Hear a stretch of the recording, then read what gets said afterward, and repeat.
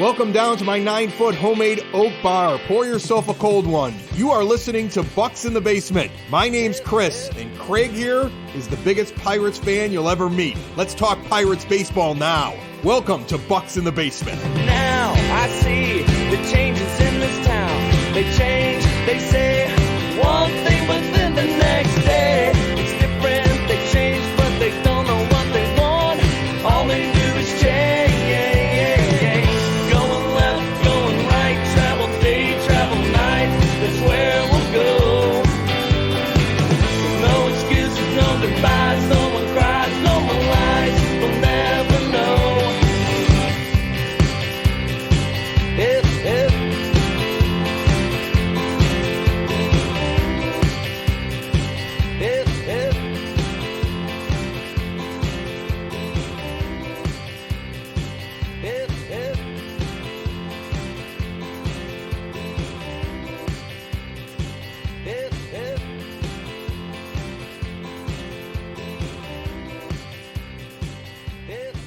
Craig, I hate social media. I do as well. It annoys me. Yeah, I know you do. I know you do. And you know how much I despise it. That like I try to stay off it. I yell at you all the time. Like, because you run the Bucs in the Basement Twitter account and you get yourself all fired up about something, you end up with an argument. Like, I never get it. I'm always texting you like, why are you arguing on Twitter? Like, why are you in the middle of this? Right? Like, my friend once told me this, and it holds true. Twitter gives even the kid that used to eat paste in the second grade a voice. And you don't know who you're talking to. It could be that kid that eats paste. They could be a grown person now and eats paste. Like, I don't understand Twitter arguments, and that's why I stay out of them. In fact, I just hired somebody to run social media for part of the Broadcast Basement On-Demand radio network. And if it goes well, then she'll take over everything. And I'm going to tell her, like, take over Bucs in the Basement, because Craig can't stop with his thumbs. He gets angry. Are you on the toilet when you get into these arguments? I don't know what I'm doing. I on this last one, Chris, the most specific one here, I just get tired of this one specific person who just pretty much misquotes, and I must have been having a bad day. Yeah, but he's looking for attention, and that's the thing. Like, here's first of all, they talked about your account, or this person, because I say they because this person's account is for his podcast, right? So he talks about your account without tagging you, which is cowardly. And then you end up reading it anyway. So now you're like, what is he talking about me? We said what? Which isn't even true. Like, you read it and I was like, we never said that. None of that is real, right? But then you engage, and I'm sitting there thinking to myself, well, why would this person want to pick a fight on a social media site with Bucs in the Basement?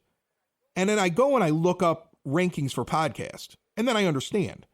10 years in broadcast radio, one of the things you learned is when you walk into a town and you were like the 30th ranked radio station, or you were in the back of the pack for your morning show, you pick fights with people to get attention. Well, in Bucs in the Basement, you could go on these ranking sites, you could see we're doing very well, and thank you very much to the listeners that listen to this show. We appreciate it. It's awesome that we can sit down and we can have these conversations off season, in season, good times, bad times, mostly bad times. But we can talk about these things and we can discuss the team. When I go and I look up the other guy, it's not even on the rankings because it's so low. They haven't been able to get enough numbers off of this thing. And so it's like him and a couple of his buddies, and they're just trying to make a name for themselves. So he's picking on you. And I texted you, I'm like, all this person's trying to do is just get under your skin. If he gets under your skin, you'll start retweeting him. You'll get into an argument with him. He'll get into a war with us. I'm going to block him. And I was very happy that when you responded back, like, already did it. But to me, like, the difference between this show and what you were dealing with is, I think this show understands that there are problems within the Pirates organization. Bob Nutting is a cheap owner. I've given this comparison before between Bob Nutting and the closest guy on the Forbes list of Major League Baseball owners, Jerry Reinsdorf. In Chicago, they think Jerry Reinsdorf's cheap, but his payroll's around $200 million. Bob Nutting will never get there. Like, he's never going to end up in the top 10 of payrolls in Major League Baseball, but he's got about the same amount of money as Jerry Reinsdorf in Chicago. He could take his billions and make it greater by investing in his team, maybe even taking a little bit of a loss for a year or so to build it up and sign some free agents and make Pittsburgh a place that people want to go and play baseball, where fans want to fill the stadium. You invest money to make money. He could do that. He doesn't do it. He's a failure for it.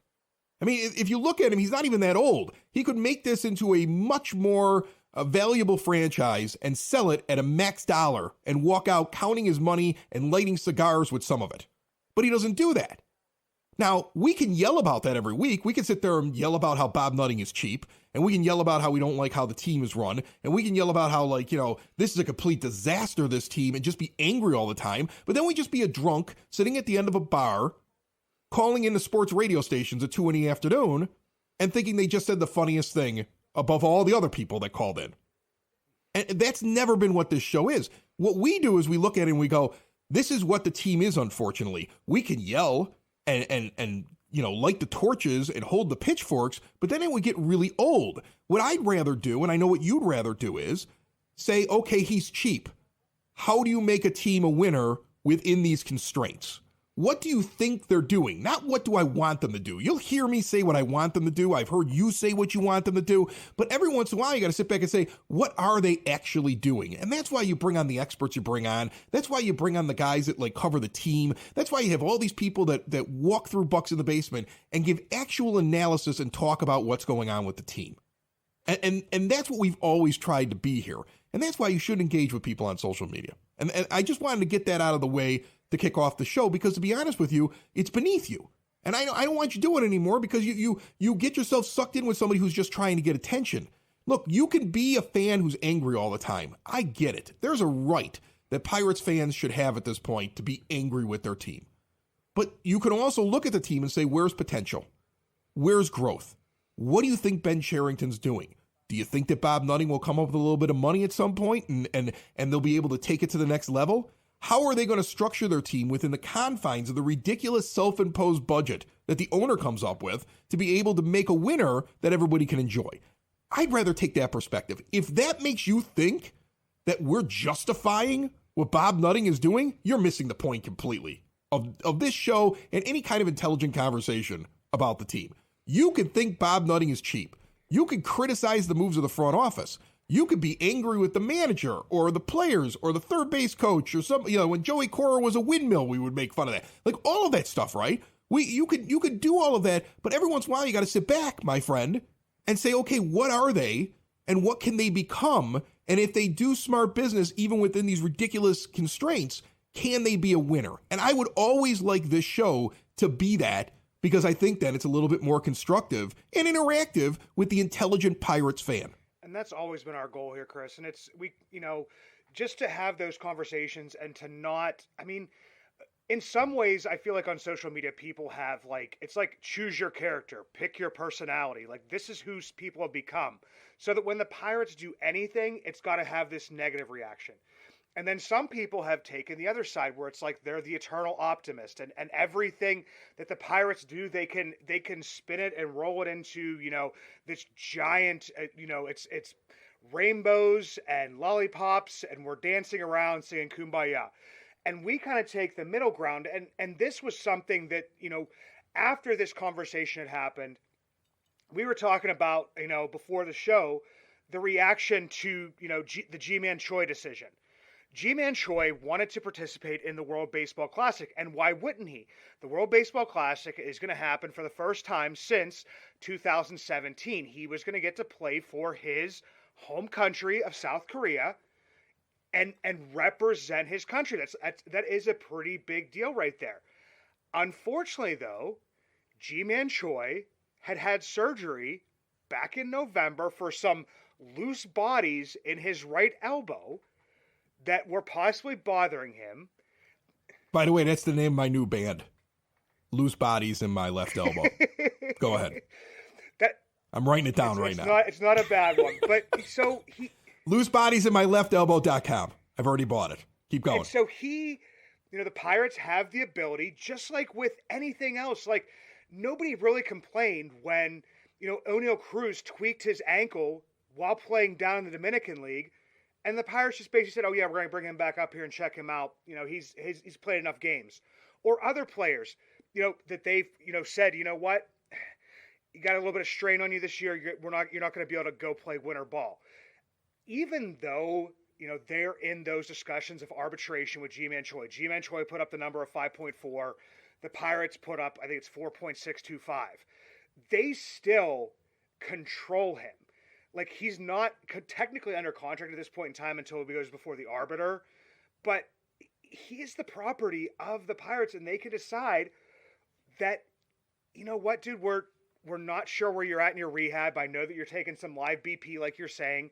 I understand that you're deeply hurt and you wanted to play for your country, but you know what? We just kind of signed you and Carlos Santana to shore up and solve the first base problem. Like, what happens if you go out and tweak that elbow in those, 13 days during the World Baseball Classic?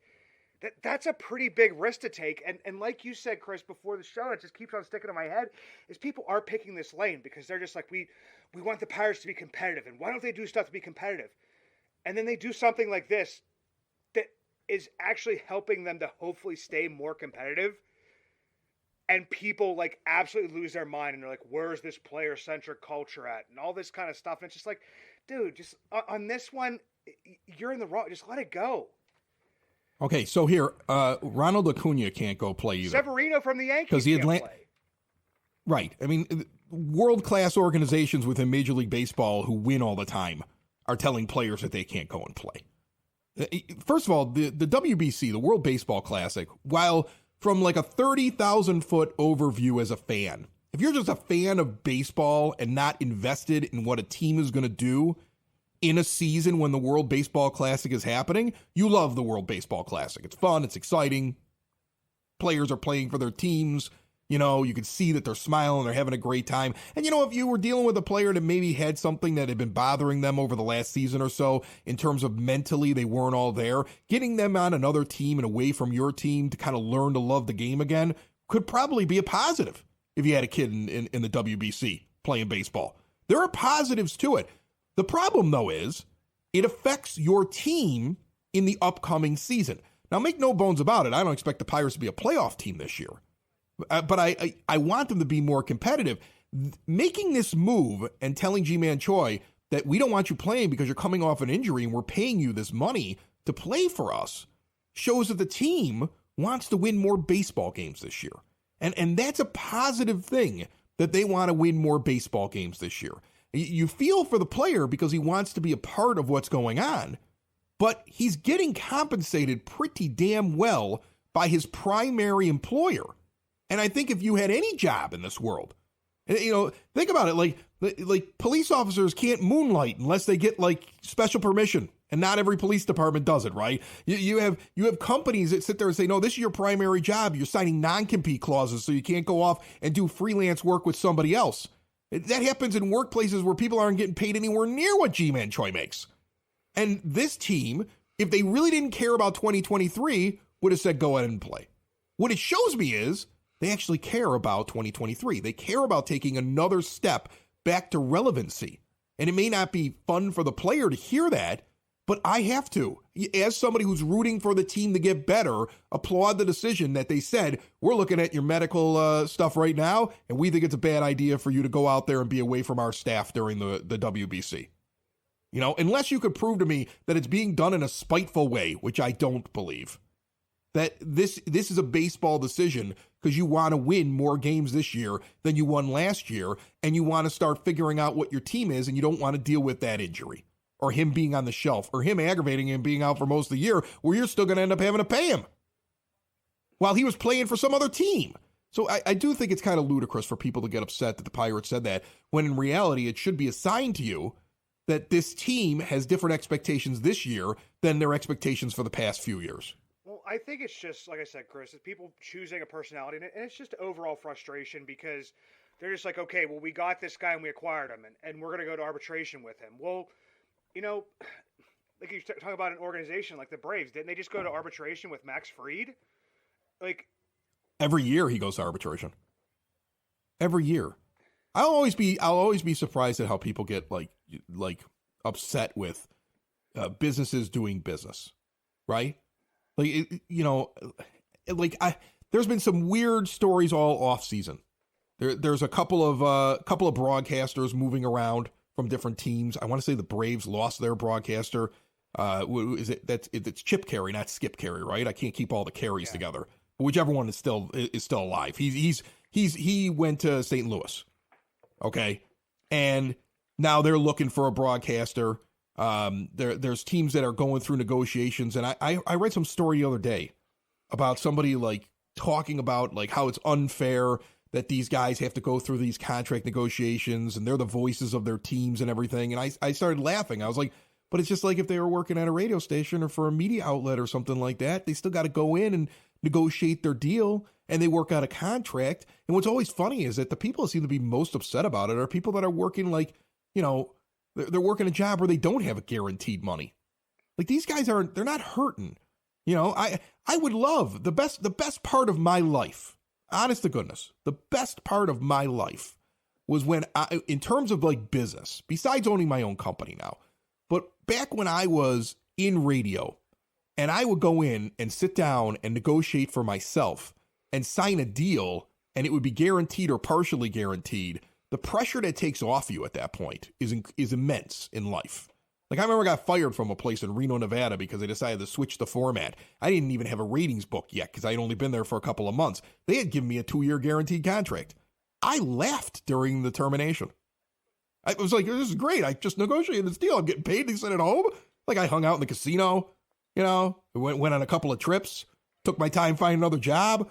You know, I mean, like I think like you have to think about this. And when Ji-Man Choi is making an awful lot of money to go play baseball, and the Pirates, they have acquired him legally within the rules, and he's injured, and they're like, you know what? We don't want you to hurt yourself because we want you for this year. I don't understand how people get upset about that stuff. I understand why people get upset because a business says we want to go to arbitration. Again, I wish they paid everybody all the money in the world. I wish they made everybody so happy that free agents were like, you know where I want to play? I want to play for Pittsburgh. But it doesn't matter how happy you make players, right? Like in the end, when it comes time to sign free agents, they don't take less money because they heard that you treated a guy well in arbitration 3 years earlier. They take the most money and they go there. So that's how you get free agents. So I've heard that argument as well. I keep seeing that like, well, you know, I mean, if you have a bad reputation with players, you'll never be able to get any players. Whatever. If we offered the most money in the most years and the best deal, they'd come. That's how it works. That's what happened with Rich Hill. You know? I mean, that's why Rich Hill is here. Right. Like that's how you sign people. You know, the Pirates operate at a lower level, so I kind of get it because everybody's like, well, you know, I mean, like, you know, we're not offering a lot of money. But trust me, like some guy hits free agency. Like, remember, you know, like just pick like a big name player walking into free agency. The it person. Let's say Carlos Correa before, or Trey Turner, or whatever. Like somebody walked into free agency this offseason. Imagine a team like offering less money, and they're like, well, you know, they are offering less money, but I hear they let their players play in the WBC. And they're really good about meeting whatever arbitration numbers they want. If it was that easy, everybody would give the extra $500,000 to save the $40 million in the big contracts because guys really cared about that. Sometimes the logic makes no sense to me. So look, the Pirates are a business. They're an organization. They're not well run by the owner, but you hope that the general manager in the front office, within the rules given to him, is doing the best thing for the team. I think a guy saying, I don't want Ji-Man Choi playing because I want him for this season because that's why I acquired him, and looking at what's going on in his medicals, I've decided that it's best that we keep him here. I see it as a positive sign because you actually care about the 2023 season. Yeah, and Chris, it's definitely not wrong. It's like I said, it kind of goes along to you know choose your character. Well, I forget what game that was. It might have been like Mortal Kombat or something, or Street Fighter. Like choose your character, and that's like the personality that you took on. And do the Pirates have any pitchers in the WBC? They are allowing, I believe, Roansy Contreras is pitching for the Dominican I hate Republic. That. And I hate that. Like, I mean, I guess on one hand, they may allow him to do it because they're like, that's going to be highly competitive, and we want him to develop, and we're not going to play in a very highly competitive season. So I guess you could make the argument of, we want him to pitch in competition, but do not be surprised if he needs to be shut down early or needs a break in the middle of the season because he's doing more high-impact innings sooner in the year. Like, if I had a team in contention going for the playoffs and possibly a World Series, and I had those expectations, I'd be finding every reason possible not to send any one of my starting pitchers because they're so valuable and they fall apart throughout the year. Like teams carry their 5 starters when they're in contention and like 2 extra guys that they're holding on to. And they got a few guys in the minors are ready to bring up. And it's like almost like a rotation of doing that. You're resting guys and everything else like that because they're the most valuable thing if they're pitching well. I would be like totally against my pitcher being in the WBC. I guess I get it because it's going to give him some high impact, like intense innings. And maybe they want him to get that kind of competition in and get a taste of it for later on in his career. But on the other hand, if you think that he's going to pitch a full slate of innings all year this year, that they probably almost have to build in a break for him at some point because he may be used a lot in the WBC. And that is a weird thing, though, Chris, especially with, the way when the WBC is happening, like kind of like right in the middle of spring training, almost up until the beginning of the season. And you're talking about like all these high leverage innings, and usually the spring training is usually when people are built up for the season, not like hit the ground running. And that's what it could be if you're in these games where you're trying to win a championship for your country. That's just, to me, it's starting to think that it's very, very weird. But I mean, here's the thing: is I think he's allowed to pitch. I don't know if he's actually going to pitch. I'd have to look at the whole roster construction thing because I know they're allowed to have like 30 players on it or something. And some guys are like on these reserve lists and different other stuff. So he may pitch, he may not pitch. He may just get to go there and hang out with his fellow countrymen, whatever it may be.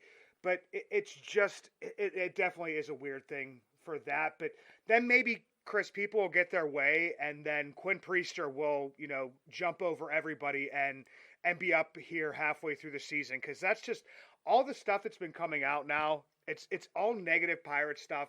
That's why I'm so ready for this season to start.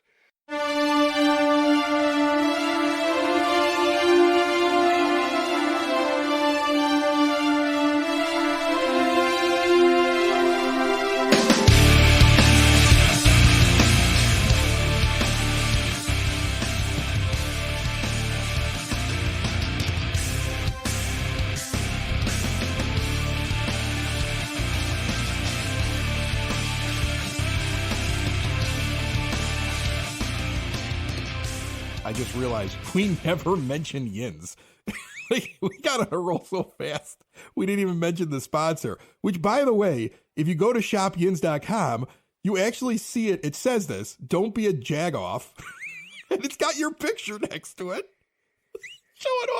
Showing off the merchandise and telling people they can get 10% off their first order.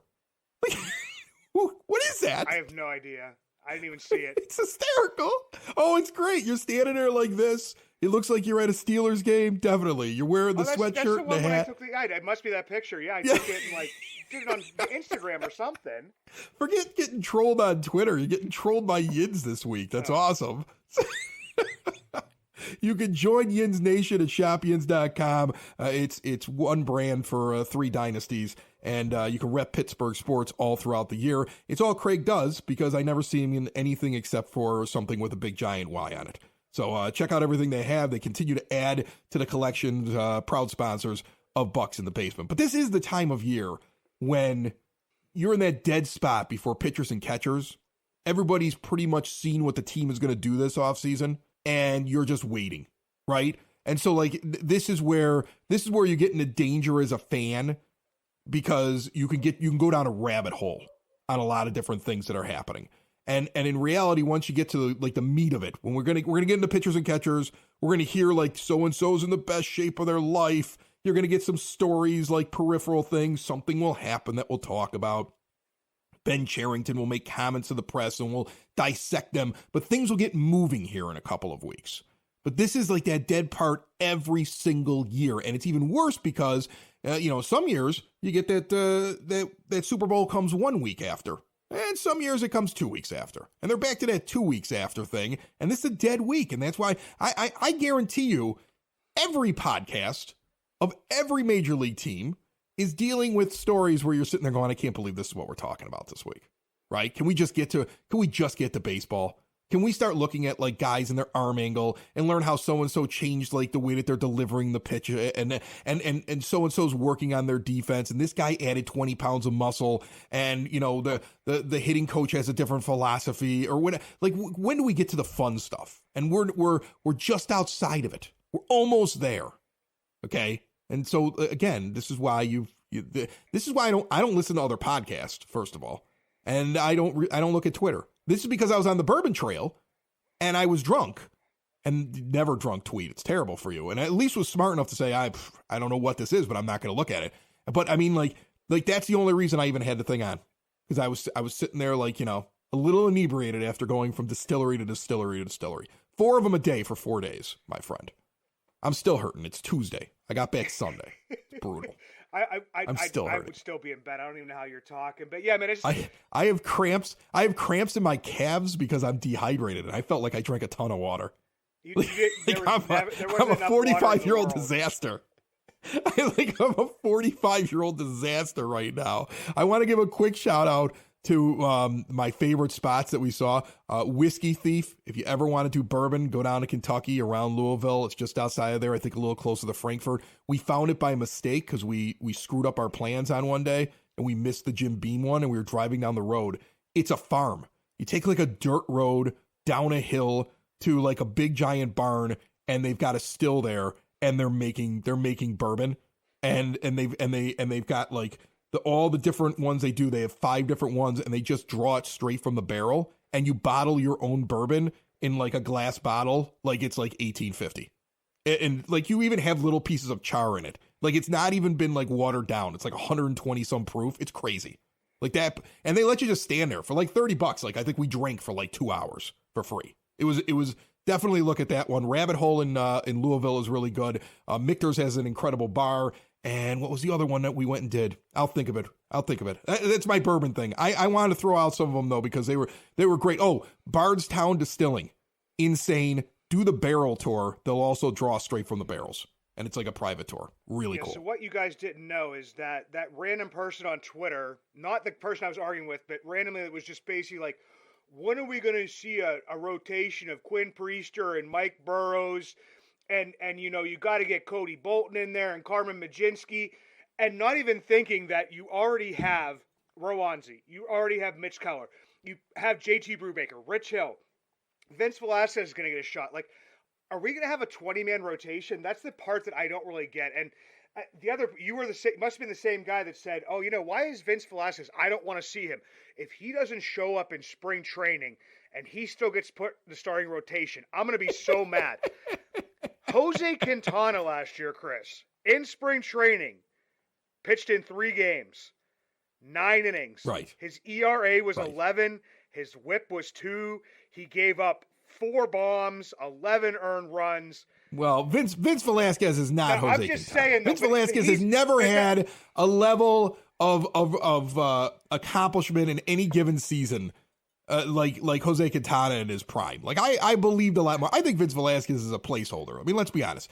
He's coming in to compete for the 5th spot. And if somebody does a good job, they're either breaking camp and pushing him into the bullpen, or they're coming up and taking his spot in May. But what's great about him is when you do have to give somebody a rest, when you do have somebody that's struggling, he can move back out and go back into the rotation. I know that's what he over is. The top, Chris, there, but basically, I'm just showing you that what happens during spring training, it may be more of what another guy does, like a Johan Oviedo is probably the guy that is pushing him the most for that rotation spot. And then you have the Luis Ortiz, and then you have Burrows, Majinski, Kyle Nicholas, Quinn Priester, and these guys are actually going to have to be fighting for spots. And Chris, I had to laugh at this because you're talking about guys showing up in the best shape of their life. I mean, everybody at this point in time has already seen the Instagram thing with Cabrian Hayes. Anybody that's listening to this, if you hadn't seen it, go and watch it. Like, Cabrian Hayes he's bulked up a little bit. But okay. My thing is number one, I honestly, I'm glad that he's working out, but I'm pretty sure everybody's working out.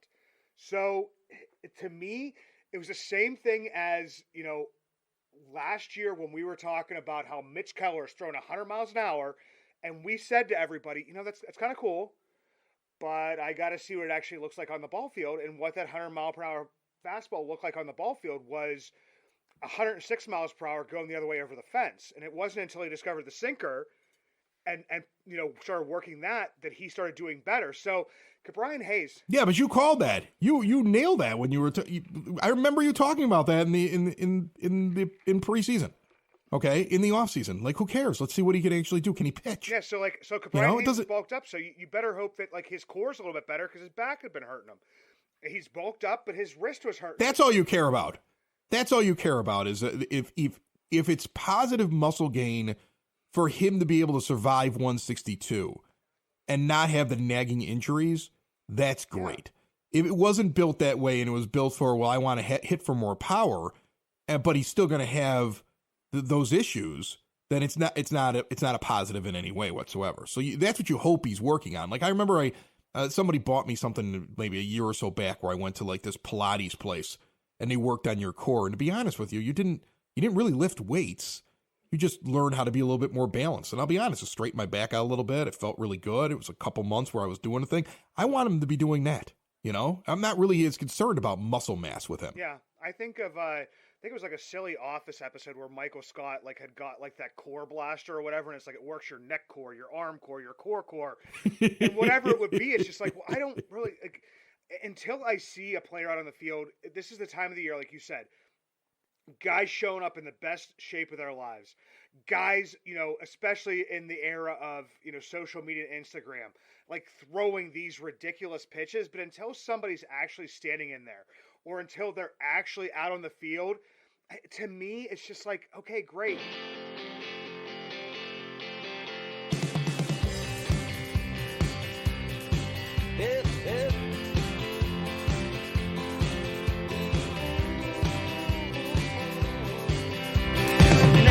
I see the changes in this town. They change, they say